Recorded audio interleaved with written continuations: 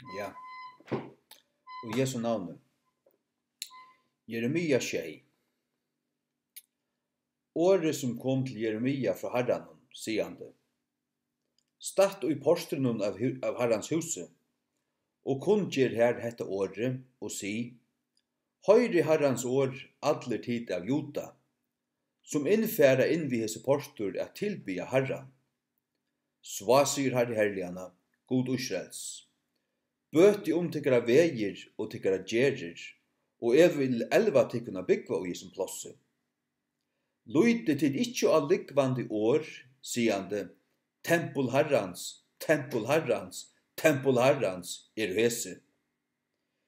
Til at tid grundiga bøti tykkara veier og tykkara gjerir, tid grundiga ut en døm mittlen en mann og hans nasta, tid ku ikkje hin fremmanda, hin fægirleisa og åndsjuna, og uthedli ikkje sæklest blau i hesum plosse, og jeg heldur gengi etter ørum godun til tykkara moin, ta vil jeg elva tykkuna byggva i hesum plosse, og i landen som gav til tykkara fedrar, evir og evir.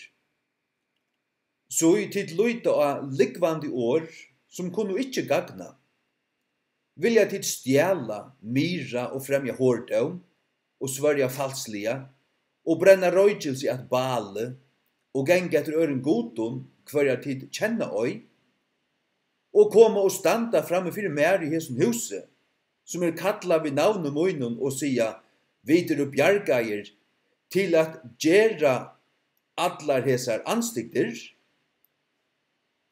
hetta hus, som kalla vi navnum moinun, vore eit ronsmanna bøli i eientykkara, så i enta have sett her, sier Herren. Men færre tid nu at plossumoinum, som vær i Kilo, her sett mot navn i fyrstane, og suttje hva det gjørde vi til for vanskuna tja falskjemunnen Israel. Og nu, jeg tog at det var gjørst ødlese versk, sier Herren, og jeg tala i vittegun, rusande opp orla og talande, men dit hørdu ikkje, og jeg kalla i tikkun, men dit sværa vi ikkje. Tog ville gjera inn at hesson huset, som kalla vi navnemoinon, hver tid luita, og inn at plossunum som gav til tikkara og til tikkara fedrar, ans og hev gjørst vi Kilo. Og jeg vil kasta tikkun ut ur eggsjølmoine, ans og jeg vil kasta ut allar tikkara brøvur, enn ta alt Efraims hus. Hvat ein avgodur? Ein avgodur eitt kvørst ting som du setur i Guds sted. Og tøy kan ta i folk byrjar at dragna og falla. Tøy kan ta fyrsta som verir avgodurinn, vera det som vær nærmast gode. Ta i folk hever god som sin god, og kristen av sonnen, og Kristus Jesus tåra øynaste frelsare, tåra øynaste bjarging, de øya han av sonnen i sin hjärsta, bia, alt tåra loiv omsluttet av honom. Jeg vil si at så kunne de kunne enda være kyrkjefolk. Altså, ta i bare kyrkjan være i fyrjun. Jeg skal si at det har funnest sånn tryggvande folk i fyrjun. Som var kyrkjefolk. Og det har funnest oppsøkna alla tøyer. Satt Guds folk som var kyrkjefolk. Rokni vi, utan iva. Tøy at det en hjertaspurningur. Det øyer til han av sonnen uten hjärsta. Men, og i frafallstøyen, ta i folk mer og mer vender seg bort fra gode og dragnar, ta ver det som ver til høyleia, det blir en avgodur, tog at det kommer i Guds sted. Tog sier jeg, føringar som i det atla at signa sodomittar og som stola tog, tar kunne kalla seg kyrkjufolk alt hva tar vilja. Kalla der seg kristnar og kalla der seg kyrkjufolk, så kyrkjan våren torra av godur. Til hon fyller ta plosse som god øyra fylla. Kyrkjan og einhver samkomma bæra til ambøye som god brukar at han skal nåa til okkara. Kyrkjan vil kalla, samkomma vil kalla i Guds ord fyrir stølpe og grundvøllur sannløykans. Til tog at sannløyken skal byggva her, og hon, kyrkjan samkomman til kristnu, hava finnst til oppgave at hava hetta i varvarslu og vera til som bo hetta, tog det grunda her. Men det ikke grunda i kyrkjene, men kyrkjan hava finnst til i varvarslu, avbyrd av du. Ta jeg sier kyrkjan, så mener jeg alt til kristnu som holdt.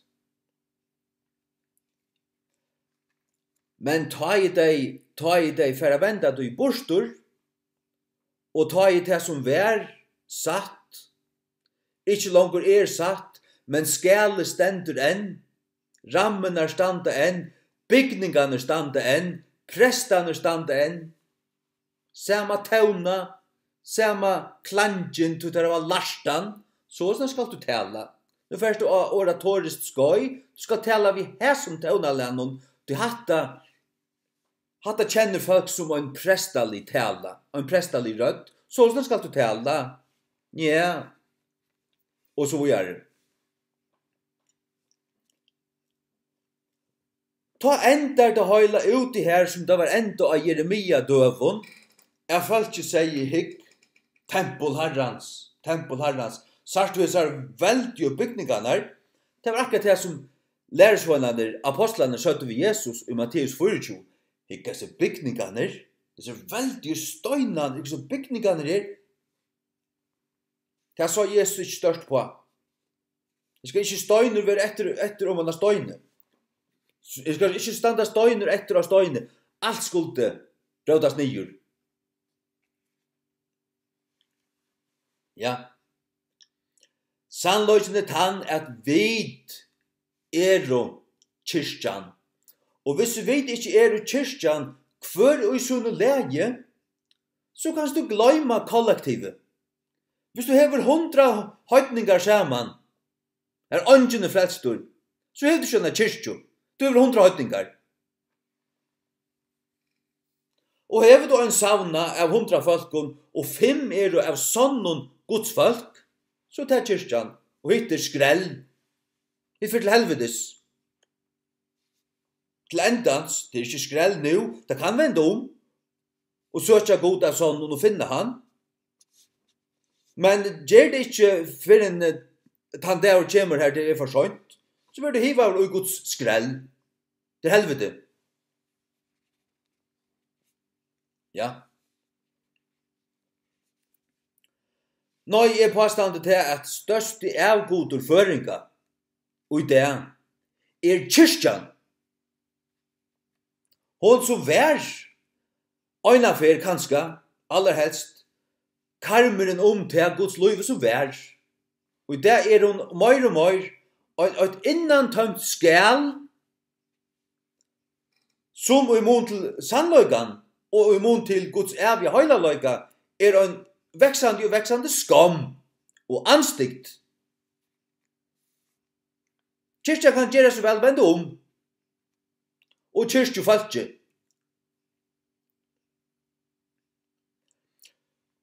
Sars du, inni ut i innasta, vi kallar det hjärsta. Her et rum, det typisk innanfor her, det kanskje herfra og ned til bukjen. Her et rum, onkelstene, inni ut her, midt inni ut her, som god hever byggt, gjørst, til sin ande at byggva ui. Tut likam atla til, er være tempel heilig andans. Og er du frelstur og Guds ande bor ut der, så er du tempel heilig andans. Bor Guds ande ikke ut der, så annakvart det rummet tømt. Vi leser om det her Matteus 12, at han ytler ande var kastet av ut. Og det rummet var saupa og prutt. Men så fann han ikke annet plass at fære inn i, og så kom han atter, jeg finner man kan slippe inn atter. Det vil si at i somme falkon byggva ytler andar. Og han fann det tømt, og han tog skjei visser. Og den sørste standeren som tog mannen gjør det verre enn den første standeren. Mennesker som har livet og i gode, inne til gode, og kjent Jesus Kristus av sånn, men som dragna og som får avnokta, det ikke tøm. Hvis god ikke bor her, så bor noen annar her. Så bygger vi et eller annet her.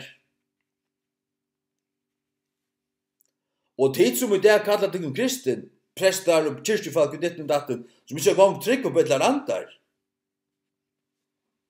De trykker slett ikke på Bibelen. Og trykker de slett ikke på Bibelen, trykker de ikke på Bibelen, så det slett i vrøvers kristen. Altså slett ikke. Slett i vrøver ikke. Det kommer ikke sakramentet og stegen for Bibeltrykk. Ikke. Og det kommer ikke en kyrkja og stegen for Jesus. Hever til tøyt allit av kyrkjene og det som hon kan vite der, og at tøyn kyrkjelimaskap, men ikke av Jesus, Krist, sjálvan, så hever hun avgod. Og det er til helvete vet hun avgode. Kyrkjan kan ikke bjarga der. Jesus Kristus kan. Og det som hans er kyrkja, øyre gjerra, til at loja til og pøyga til av Jesus. Gjer han ikke til, så han ikke Jesus Kristus kyrkja.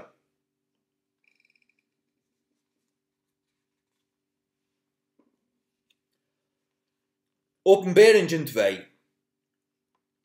fra vers 8. Engelen tja kyrkjen i Efesus skriva, hese ting sier han,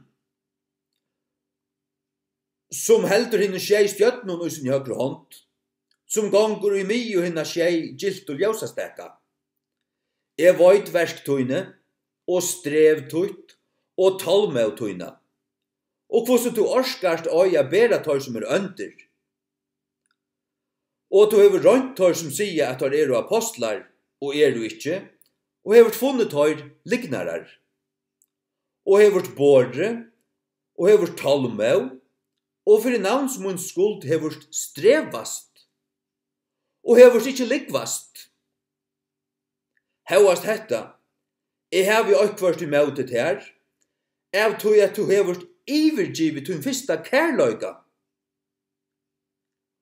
Minst til tessvegna kven fra at du fatlen, og vend og gjer henne fyrstu versk. Annars vil jeg komme til tøyn snarliga, og vil bortflytta ljósastekka tøyn, ut ur plosset tøynun, når plosset søynun, utan du vendi Men hetta du hevurt, at du hetast gjerir Nikolaitana, som òsne hette. Han som hever øyra, let han høyra kvat anden sier vid kyrkjunar. Til hansara som ivervinnur, ville djeva at eta av lufsins treie, som i mion paradise Guds. Amen. Det bør òsne til at strevast, du finner en tjenast og et kall, og du gonger inn ut her, men så blir tjenastan og kallet så størst, og så tøtningsmykje fyrir der, at det blir trun avgodur, eller det kommer i Guds sted, og egentlig gjerst du at det her av gamle venner, og vi berar troskøyt, men ikke i kærløyga til Guds. Det ber til, og ta blivt en tjeneste, og en avgodur. Jesus vil at vi skulle gjøre det som vi gjør for han.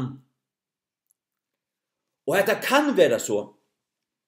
Men det kan også være så at du finner en tjeneste, og det koster deg nekv, men av kærløyga fyrir han som kallar det, selv om det koster deg nekv, så gjør du seg tjeneste, og hon opptykker alle tunna tog, hun koster deg nekv, men det i kærløyga til hans som du gjør det fyrir.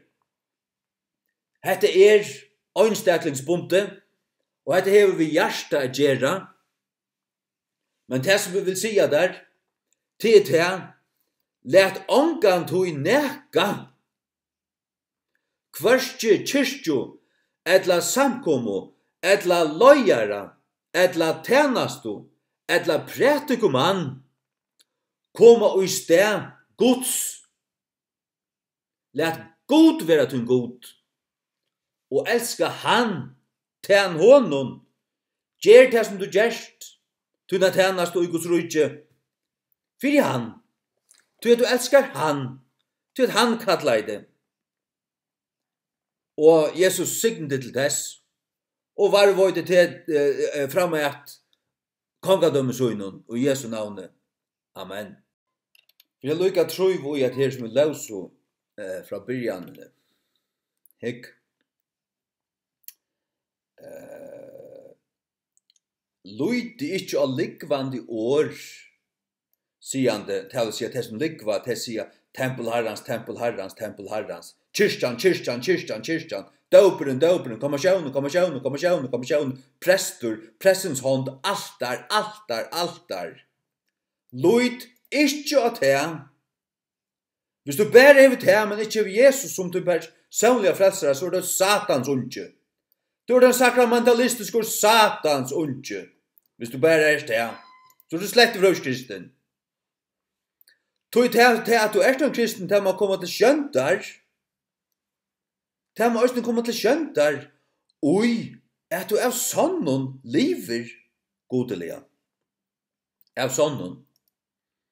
Det Herren sier til at til grundiga bøti til veier til gjerer, til grundiga ut inn i døm mellom mann og hans nastam, døm til å si dømsratt, til å si en rette avgjerd, du vet. Til ku ikke en fremmande, en færgelese, ønskjuna, utledd ikke sæklighetsbløy som plåse, og jeg gengje etter øren godun til tikkara moin. Folk det gonger etter øren godun. Det hyggelig hva du sagt i nekvun havun i fargen, da du kommer ut. Hvordan nekva buddha-myndet du sagt standande, og inn i stoven og alle stedene. Men dette folk ikke sier kyrkfolk òsne. Ta vi 11 tikkene byggvi som plass i landen som gav til tikkara fetrar og mever. Så sier han, så i titt løyte av likvand i år som kunne ikke gagna. Det var de akkallar seg kyrkjena. Kyrkjan, vi kristne i fargen, det har vært 1000 år, ikke kyrkjer i hver bygd. Men så stjæla dit, tid myra, tid driva hår frem i hårdom, svärja falsliga, kvarje myra, till tycker fosterdrap, till drepa öfad barn, och till främja hårdom, konar skiljas från sin mannen och länkar banar i det. Svärja falsliga och bränna röjtels i ett bal. Till ära godare än herran, och gänga till ören godon, för att till känna oj. Det gjør folk.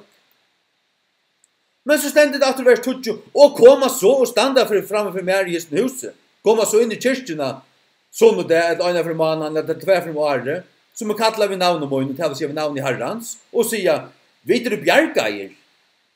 Det var videre frelst, videre bjerga, men så sier han, til at gjøre alle disse anstikter. Videre kristen, men vi fortsetter og i ødel og nesten anstikten her, akkurat som ikke, Herren skal bare gautekka det, sånn det bare. Nei, hatta hanker ikke sammen. Hatta kallas navnkristendamur, som ikke sann og kristendamur.